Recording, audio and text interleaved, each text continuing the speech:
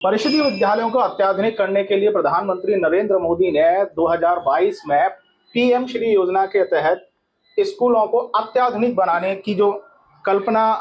की शुरुआत की थी, जिसको जमीन पर लेकर आया गया है। 2 वर्ष बीतने के बाद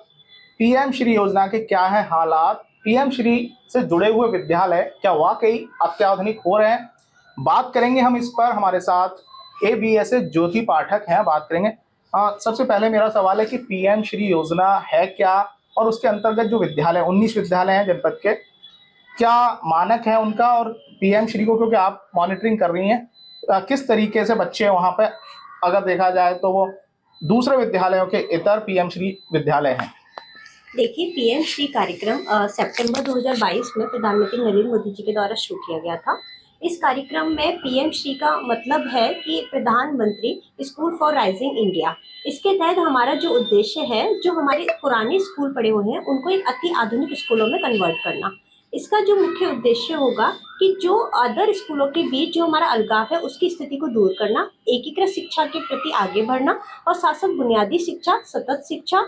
के प्रति हमको बच्चों को आगे बढ़ाना, ये हमारा मुख्य उद्देश्य है। इसके लिए हमें स्कूलों को कुछ चेंज करना है। इसके लिए 14,500 स्कूलों का भी सिलेक्शन किया गया था। हमारे टुंडा ब्लॉक में एक विद्यालय है यूपीएस मदावली, उसको हमने जो है इसके अंडर रखा है, और इसमें हम लोगों ने अभी कुछ चेंजेस किए हैं। जैसे हम लोगों ने अभी एक स्पोर्ट्स किट खरीदा है, और हम लोग उसके तहत एक स्पोर्ट ग्राउंड भी बना रहे हैं, और साथ साथ एक लाइब्रेरी हम लोगों ने जनरेट की है। इसे हम लोग धीरे धीरे डिजिटल लाइब्रेरी में भी चेंज करेंगे। स्मार्ट क्लासेस हमने शुरू की है। अभी कल ही हमारा एक ट्यूनिंग प्रोग्राम भी शुरू हुआ है, पेयरिंग एंड ट्यूनिंग, जिसके तहत हम बच्चों को केवीएस स्कूल में लेकर गए थे, जहाँ पर बच्चों को अटल टिंकरिंग लैब के बारे में बताना, और साथ साथ फिजिकली लैब, केमिस्ट्री लैब, इसके बारे में उनको अवगत कराना, और साथ साथ धीरे धीरे स्कूलों में भी लैब ओपन किए जाएंगे, कंप्यूटर लैब बनाए जाएंगे, ताकि बच्चों को स्टेम एक प्रोग्राम चलता है, science, technology, engineering and mathematics, इसके बारे में भी बच्चों को धीरे धीरे अवगत कराना, ताकि बच्चे आधुनिक रूप से बढ़ती हुई इस समय जो भी हमारे परिवर्तन चल रहे हैं उसके साथ बच्चों को धीरे धीरे परिवर्तन की राह में आगे बढ़ाना, ये हमारा मुख्य उद्देश्य है। अगर बात करें हम जैसे केंद्रीय विद्यालय, उनके साथ कदम ताल के लिए आपके बच्चे तैयार हो रहे हैं, तो किस किस क्षेत्र में, जैसे देखा जाए एक्सपोजर विजिट की जा रही है बच्चों की, कई सारी अगर अदर स्किल्स हैं उनका डेवलपमेंट किया जा रहा है, तो किस तरीके से किया जा रहा है, कहाँ कहाँ बच्चों को ले जाया गया है, और जो आपने बात कही ट्यूनिंग कराने की,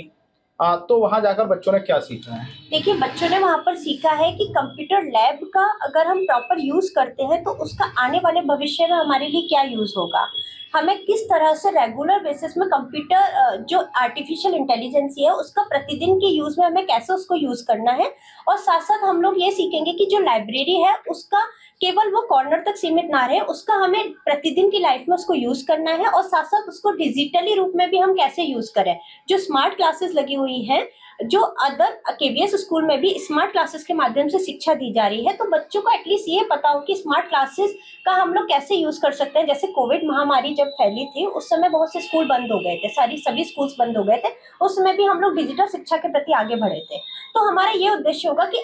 आने वाले भविष्य में कैसे हम लोग डिजिटल प्लेटफॉर्म की तरफ आगे बढ़ रहे हैं, यही हमारा मुख्य उद्देश्य होगा, कि ताकि हम दूसरे स्कूलों के साथ ट्यूनिंग बनाते हुए उनमें जो योजनाएं चल रही हैं वो अपनी परिषदीय स्कूलों में भी उस योजना का प्रॉपर रूप से फायदा वो उठा सके। जैसा कि प्रधानमंत्री राइजिंग यानी उद्भव होना है स्कूल का, तो आप कैसे देखती हैं कि 2022 से 2 वर्ष बीत चुके हैं, प्रॉपर बच्चों में कितना उद्भव बच्चों का हुआ, या फिर यूं कहें कि बच्चे कितना विकसित हुए हैं मानसिक तौर पर, और उनके व्यक्तित्व का विकास कैसे देखते हैं? देखिए, मैं अब पर्सनली इस स्कूल की विजिट करती रहती हूँ समय समय पर, तो मैंने ये देखा है कि पहले जो बच्चा खड़े होकर सामने बहुत अच्छे तरीके से अपनी भावनाओं को प्रकट नहीं कर पाता था, आज के समय में वो कर पा रहा है। और पहले एक स्टेज पर आकर बच्चा घबरा जाता था, लेकिन आज वो नहीं घबरा रहा है। आज वो आइज टू आई कांटेक्ट के जरिए अपनी बातों को सामने इंसान के पास रख पा रहा है, हर एक प्रॉब्लम को शेयर कर पा रहा है, किसी भी चीज को टेक्नोलॉजी से जोड़कर वो देख पा रहा है, प्रॉपर मोबाइल का यूज, प्रॉपर कंप्यूटर का यूज आज के डेट में वो कर पा रहा है। तो धीरे धीरे ये परिवर्तन बच्चों में हमें देखने को मिल रहा है। बहुत बहुत शुक्रिया। तो निश्चित तौर पर परिषदीय विद्यालय जो परिपाटी से इतर उद्भव की ओर प्रधानमंत्री ने बढ़ाने की कोशिश की है, उसका सुखद परिणाम कैसा होगा ये आने वाला वक्त बताएगा।